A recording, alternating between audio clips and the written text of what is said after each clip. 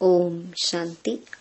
18 मार्च 2025 बाबा के महावाक्य।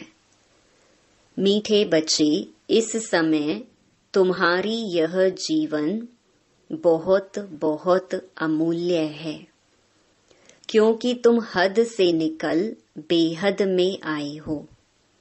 तुम जानते हो, हम इस जगत का कल्याण करने वाले हैं। प्रश्न: बाप के वर्षे का अधिकार किस पुरुषार्थ से प्राप्त होता है? उत्तर: सदा भाई भाई की दृष्टि रहे।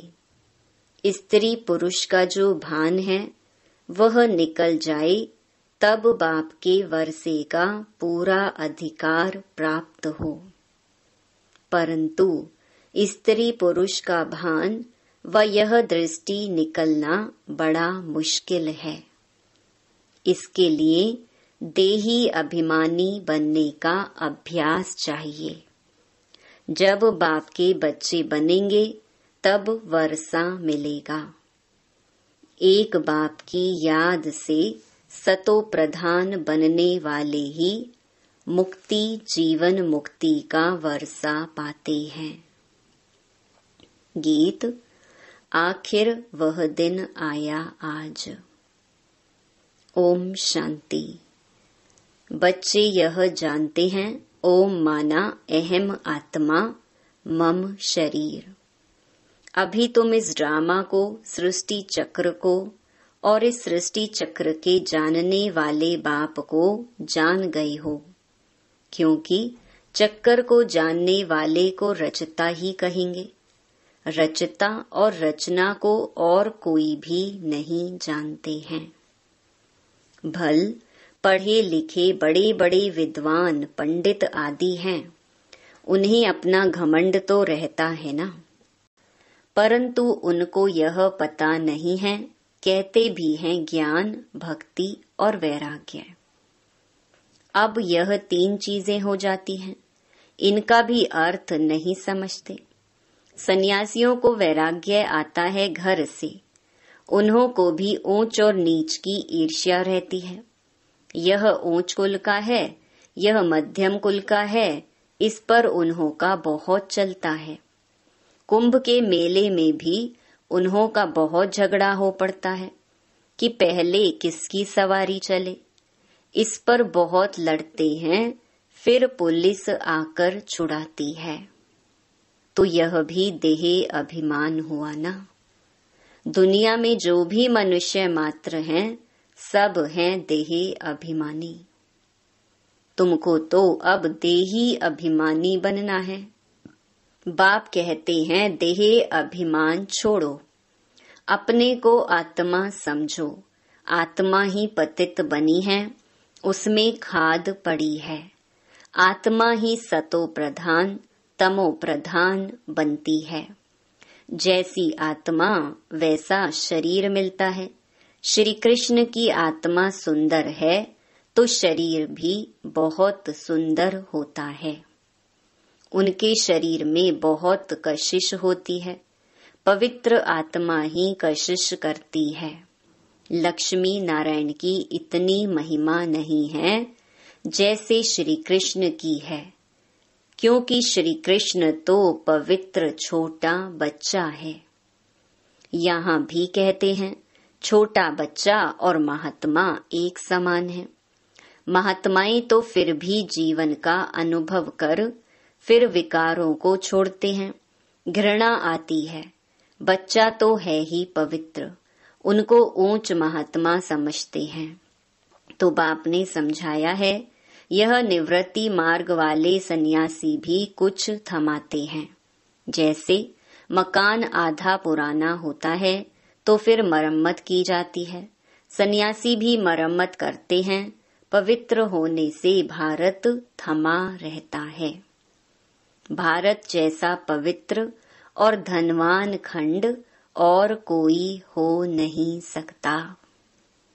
अब बाप तुमको रचता और रचना के आदि मध्य अंत की स्मृति दिलाते हैं, क्योंकि यह बाप भी है, टीचर भी है, गुरु भी है। गीता में श्री कृष्ण भगवानुवाच लिख दिया है। उनको कभी बाबा कहेंगे क्या, अथवा पतित पावन कहेंगे क्या? जब मनुष्य पतित पावन कहते हैं तो श्री कृष्ण को याद नहीं करते, वह तो भगवान को याद करते हैं। फिर कह देते पतित पावन सीताराम, रघुपति राघव राजा राम। कितना मुंझारा है। बाप कहते हैं मैं तुम बच्चों को आकर यथार्थ रीति सभी वेदों शास्त्रों आदि का सार बताता हूँ। पहली मुख्य बात समझाते हैं कि तुम अपने को आत्मा समझो और बाप को याद करो तो तुम पावन बनेंगे। तुम हो भाई भाई, फिर ब्रह्मा की संतान कुमार कुमारियां तो भाई बहन हो गए। यह बुद्धि में याद रहे। असल में आत्माएं भाई भाई हैं, फिर यहाँ शरीर में आने से भाई बहन हो जाते हैं। इतनी भी बुद्धि नहीं है समझने की। वह हम आत्माओं का फादर है तो हम ब्रदर्स ठहरे ना। फिर सर्वव्यापी कैसे कहते हैं? वर्षा तो बच्चे को ही मिलेगा, फादर को तो नहीं मिलता। बाप से बच्चे को वर्षा मिलता है। ब्रह्मा भी शिव बाबा का बच्चा है ना, इनको भी वर्षा उनसे मिलता है। तुम हो जाते पोत्रे पोत्रियां, तुमको भी हक है। तो आत्मा के रूप में सब बच्चे हो, फिर शरीर में आते हो तो भाई बहन कहते हो और कोई नाता नहीं। सदा भाई भाई की दृष्टि रहे, स्त्री पुरुष का भान भी निकल जाए। जब मेल फीमेल दोनों ही कहते हो ओ गॉड फादर, तो भाई बहन हुए ना। भाई बहन तब होते हैं जब बाप संगम पर आकर रचना रचते हैं, परंतु स्त्री पुरुष की दृष्टि बड़ा मुश्किल निकलती है। बाप कहते हैं तुमको देही अभिमानी बनना है। बाप के बच्चे बनेंगे तब ही वर्षा मिलेगा। मामेकम याद करो तो सतो प्रधान बनेंगे। सतो प्रधान बनने बिगर तुम वापस मुक्ति जीवन मुक्ति में जा नहीं सकेंगे। यह युक्ति सन्यासी आदि कभी नहीं बताएंगे। वह ऐसे कभी नहीं कहेंगे कि अपने को आत्मा समझ बाप को याद करो। बाप को कहा जाता है परम पिता परम आत्मा सुप्रीम। आत्मा तो सबको कहा जाता है, परंतु उनको परम आत्मा कहा जाता है। वह बाप कहते हैं बच्चों, मैं आया हूँ तुम बच्चों के पास। हमको बोलने के लिए मुख तो चाहिए ना। आजकल देखो जहाँ तहाँ गौमुख जरूर रखते हैं, फिर कहते हैं गौमुख से अमृत निकलता है। वास्तव में अमृत तो कहा जाता है ज्ञान को। ज्ञान अमृत मुख से ही निकलता है, पानी की तो इसमें बात नहीं। यह गौ माता भी है, बाबा इनमें प्रवेश हुआ है। बाप ने इन द्वारा तुमको अपना बनाया है। इनसे ज्ञान निकलता है। उन्होंने तो पत्थर का बनाकर उसमें मुख बना दिया है, जहाँ से पानी निकलता है। वह तो भक्ति की रस्म हो गई ना। यथार्थ बातें तुम जानते हो। भीष्म पितामह आदि को तुम कुमारियों ने बाण लगाए हैं। तुम तो ब्रह्मा कुमार कुमारियां हो, तो कुमारी किसकी होगी ना। अधर कुमारी और कुमारी दोनों के मंदिर हैं। प्रैक्टिकल में तुम्हारा यादगार मंदिर है ना। अब बाप बैठ समझाते हैं तुम जबकि ब्रह्मा कुमार कुमारियां हो तो क्रिमिनल असॉल्ट हो ना सके, नहीं तो बहुत कड़ी सजा हो जाए। देह अभिमान में आने से यह भूल जाता है कि हम भाई बहन हैं। यह भी बीके हैं, हम भी बीके हैं, तो विकार की दृष्टि जा ना सके। परंतु आसुरी संप्रदाय के मनुष्य विकार के बिगर रह नहीं सकते तो विघ्न डालते हैं। अभी तुम ब्रह्मा कुमार कुमारियों को बाप से वर्षा मिलता है। बाप की श्रीमत पर चलना है, पवित्र बनना है। यह है इस विकारी मृत्यु लोक का अंतिम जन्म। यह भी कोई जानते नहीं। अमर लोक में विकार कोई होते नहीं। उन्हों को कहा ही जाता है सतो प्रधान संपूर्ण निर्विकारी। यहाँ है तमो प्रधान संपूर्ण विकारी। गाते भी हैं वह संपूर्ण निर्विकारी, हम विकारी पापी हैं। संपूर्ण निर्विकारियों की पूजा करते हैं। बाप ने समझाया है तुम भारतवासी ही पूज्य सो फिर पुजारी बनते हो। इस समय भक्ति का प्रभाव बहुत है। भक्त भगवान को याद करते हैं कि आकर भक्ति का फल दो। भक्ति में क्या हाल हो गया है? बाप ने समझाया है मुख्य धर्म शास्त्र 4 हैं।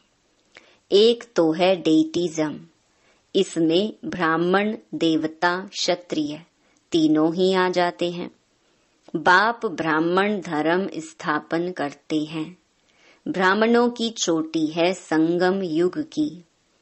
तुम ब्राह्मण अभी पुरुषोत्तम बन रहे हो। ब्राह्मण बने फिर देवता बनते हो। वह ब्राह्मण भी हैं विकारी। वह भी इन ब्राह्मणों के आगे नमस्ते करते हैं। ब्राह्मण देवी देवता नमः कहते हैं क्योंकि समझते हैं वह ब्रह्मा की संतान थे। हम तो ब्रह्मा की संतान नहीं हैं। अभी तुम ब्रह्मा की संतान हो, तुमको सब नमः करेंगे। तुम फिर देवी देवता बनते हो। अभी तुम ब्रह्मा कुमार कुमारियां बने हो, फिर बनेंगे देवी कुमार कुमारियां। इस समय तुम्हारी यह जीवन बहुत बहुत अमूल्य है, क्योंकि तुम जगत की माताएं गाई हुई हो। तुम हद से निकल बेहद में आए हो। तुम जानते हो हम इस जगत का कल्याण करने वाले हैं, तो हरेक जगत अम्बा जगत पिता ठहरे। इस नरक में मनुष्य बड़े दुखी हैं। हम उनकी रूहानी सेवा करने आए हैं। हम उन्हों को स्वर्गवासी बनाकर ही छोड़ेंगे। तुम हो सेना, इनको युद्ध स्थल भी कहा जाता है। यादव कौरव और पांडव इकट्ठे रहते हैं। भाई भाई है ना। अब तुम्हारी युद्ध भाई बहनों से नहीं, तुम्हारी युद्ध है रावण से। भाई बहनों को तुम समझाते हो मनुष्य से देवता बनाने लिए, तो बाप समझाते हैं देह सहित देह के सब संबंध छोड़ने हैं। यह है पुरानी दुनिया। कितने बड़े बड़े डैम कनाल्स आदि बनाते हैं, क्योंकि पानी नहीं है। प्रजा बहुत बढ़ गई है। वहां तो तुम रहते ही बहुत थोड़े हो। नदियों में पानी भी ढेर रहता है, अनाज भी बहुत होता है। यहाँ तो इस धरती पर करोड़ों मनुष्य हैं। वहाँ सारी धरनी पर शुरू में 9-10 लाख होते हैं और कोई खंड होता ही नहीं। तुम थोड़े से ही वहाँ रहते हो। तुमको कहाँ जाने की भी दरकार नहीं रहती। वहाँ है ही बाहरी मौसम। 5 तत्व भी कोई तकलीफ नहीं देते हैं।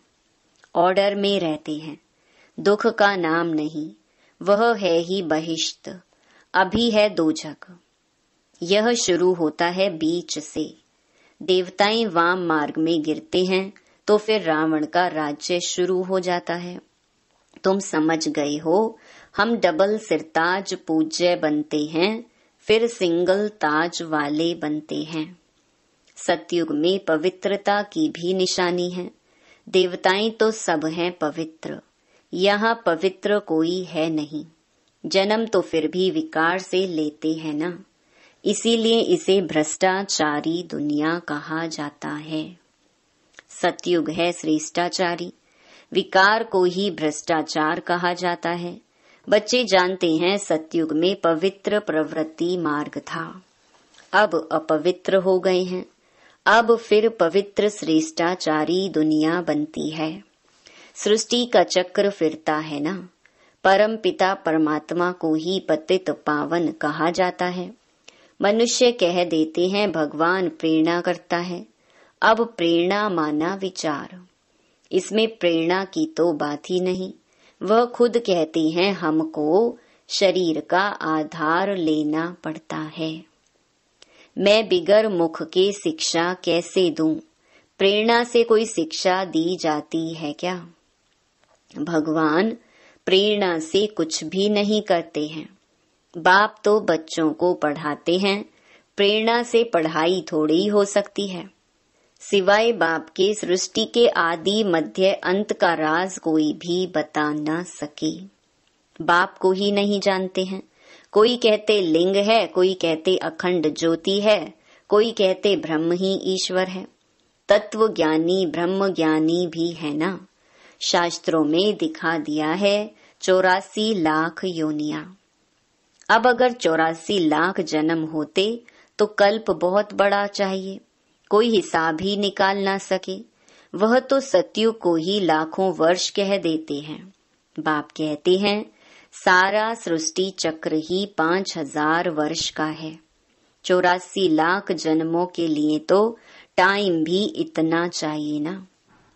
यह शास्त्र सब हैं भक्ति मार्ग के। बाप कहते हैं मैं आकर तुमको इन सब शास्त्रों का सार समझाता हूँ। यह सब भक्ति मार्ग की सामग्री है। इनसे कोई भी मेरे को प्राप्त नहीं करते। मैं जब आता हूँ तब ही सबको ले जाता हूँ।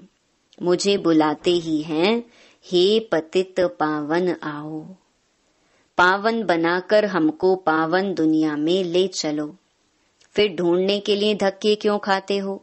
कितना दूर दूर पहाड़ों आदि पर जाते हैं। आजकल तो कितने मंदिर खाली पड़े हैं, कोई जाता नहीं है। अभी तुम बच्चे ऊंच ते ऊंच बाप की बायोग्राफी को भी जान गए हो। बाप बच्चों को सब कुछ देकर फिर 60 वर्ष बाद वानप्रस्थ में बैठ जाते हैं। यह रस्म भी अब की है। त्योहार भी सब इस समय के हैं। तुम जानते हो अभी हम संगम पर खड़े हैं। रात के बाद फिर दिन होगा। अब तो घोर अंधियारा है।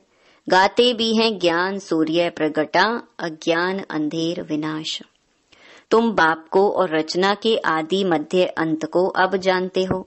जैसे बाप नॉलेजफुल है, तुम भी मास्टर नॉलेजफुल हो गए। तुम बच्चों को बाप से वर्षा मिलता है बेहद के सुख का।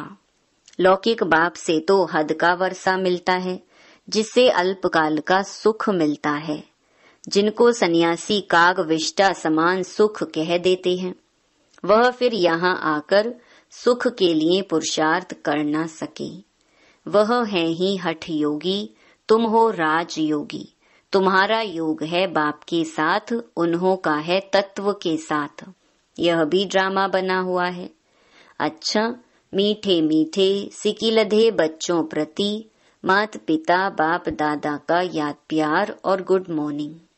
रूहानी बाप की रूहानी बच्चों को नमस्ते। धारणा के लिए मुख्य सार। पहला, पावन बनने के लिए हम आत्मा भाई भाई हैं, फिर ब्रह्मा बाप की संतान भाई बहन हैं। यह दृष्टि पक्की करनी है। आत्मा और शरीर दोनों को ही पावन सतो प्रधान बनाना है। देह अभिमान छोड़ देना है।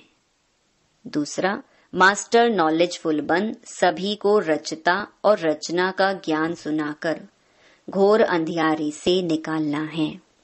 नरकवासी मनुष्यों की रूहानी सेवा कर स्वर्गवासी बनाना है।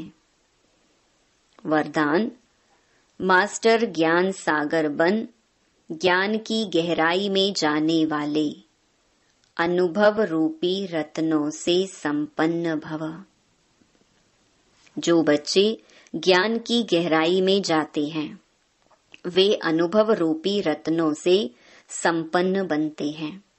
एक है ज्ञान सुनना और सुनाना, दूसरा है अनुभवी मूरत बनना। अनुभवी सदा अविनाशी और निर्विघ्न रहते हैं। उन्हें कोई भी हिला नहीं सकता। अनुभवी के आगे माया की कोई भी कोशिश सफल नहीं होती। अनुभवी कभी धोखा नहीं खा सकते। इसीलिए अनुभवों को बढ़ाते हुए हर गुण के अनुभवी मूर्त बनो। मनन शक्ति द्वारा शुद्ध संकल्पों का स्टॉक जमा करो। स्लोगन: फरिश्ता वह है जो देह के सूक्ष्म अभिमान के संबंध से भी न्यारा है। अव्यक्त इशारे: सत्यता और सभ्यता रूपी कल्चर को अपनाओ। संपूर्ण सत्यता भी पवित्रता के आधार पर होती है। पवित्रता नहीं तो सदा सत्यता रह नहीं सकती है। सिर्फ काम विकार अपवित्रता नहीं है, लेकिन उसके और भी साथी हैं। तो महान पवित्र अर्थात अपवित्रता का नाम निशान न हो, तब परमात्मा प्रत्यक्षता के निमित्त बन सकेंगे। ओम शांति।